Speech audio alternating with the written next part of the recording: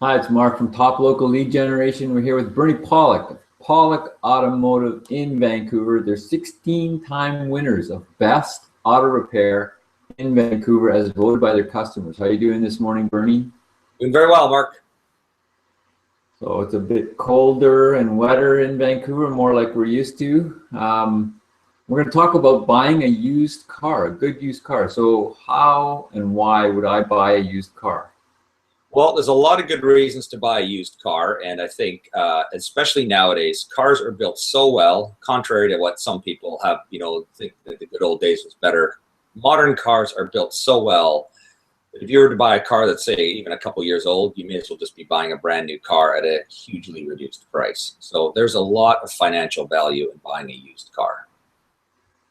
So is price really the only reason to buy a used car?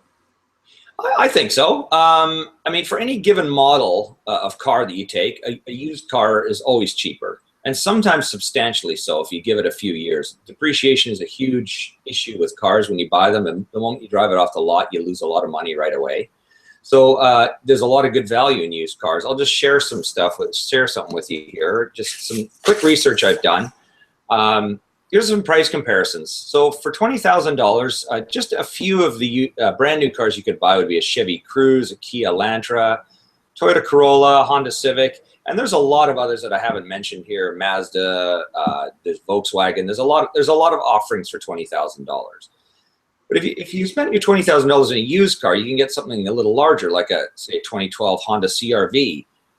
Extremely reliable car, lasts a long time, or a 2012 BMW 328 xDrive with a navigation system, a lot fancier of a car. Or again, $20,000, you can buy a 2011 Subaru WRX with only 51,000 kilometers. Nice, sporty, fast car. You can drive around in style, and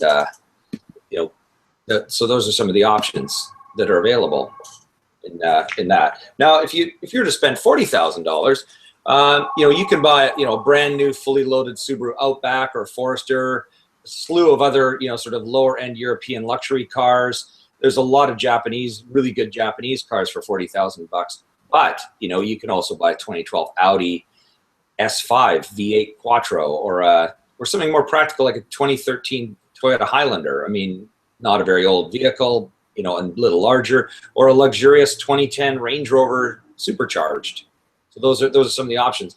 And if you want to spend less money, like in the $10,000 will buy you a great used car, and even $5,000 if you do your homework, you can probably buy a good used car as well.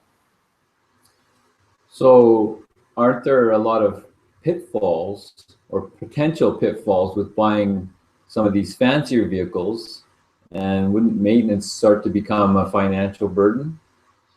Absolutely. And the fancier the car you buy, generally the more problems you're going to have with it.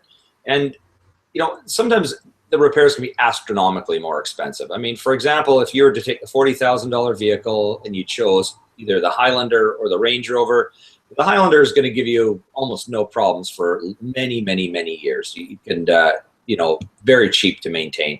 The Range Rover, on the other hand, is going to have problems. I mean, if I was going to buy one of those, I'd realistically probably consider spending, budgeting $3,000 to $5,000 a year on repairs and maintenance. So if you know that kind of thing and you really want the Range Rover, I mean, you're going to save a lot of money over a new one and have a great car.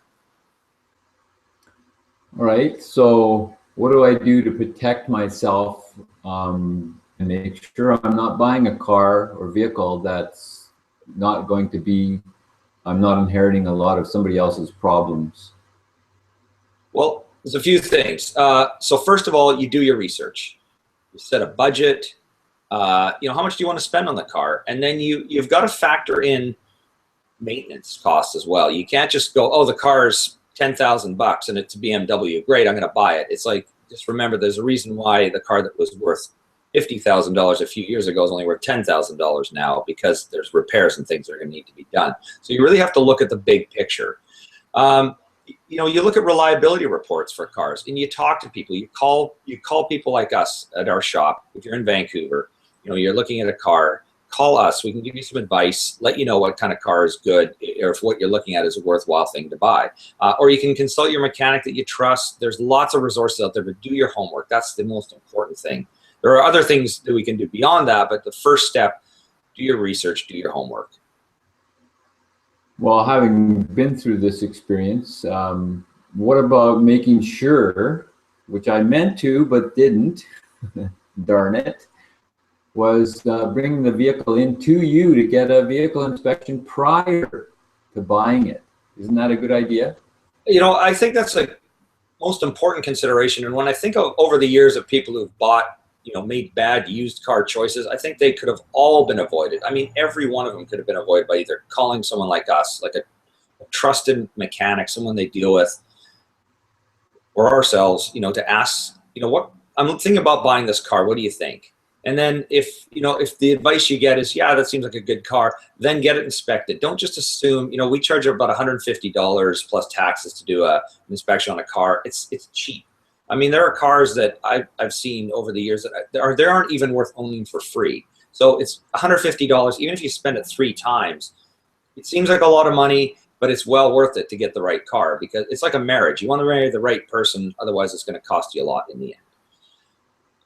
I was going to say too, I mean, just from experience, just talking about reliability of vehicles and doing research, I mean, it's, you know, it's important to choose the right car, and not to get emotionally attached. We can talk about that further in our next hangout, but you know, really important to make the right car choices. So this is all great kind of overview info. Are we going to dig into this a little bit more coming up? We are, absolutely. You know, I was going to say, just to summarize, you know, what we've talked about, you know, it's great to buy a used car because you can save a lot of money. You can get a better and fancier car than you might be able to afford. But the key is to do your research, do your homework, make sure you know what you're buying. You know, don't make a bad decision. Don't make an emotional decision. Consult somebody. Yeah, and so our next episode, we're going to look at, you know, types of cars to avoid and the steps you can take to make sure you buy a good used car. So, as we've been talking with Bernie Pawlik of Pawlik Automotive in Vancouver. They do amazing job of looking after your vehicle maintenance and service and repairs in Marpole in Vancouver. Give them a call to book your appointment. They're busy. 604-327-7112, or check out their website, packed with all kinds of information, pawlikautomotive.com. Thanks, Bernie. Thanks, Mark.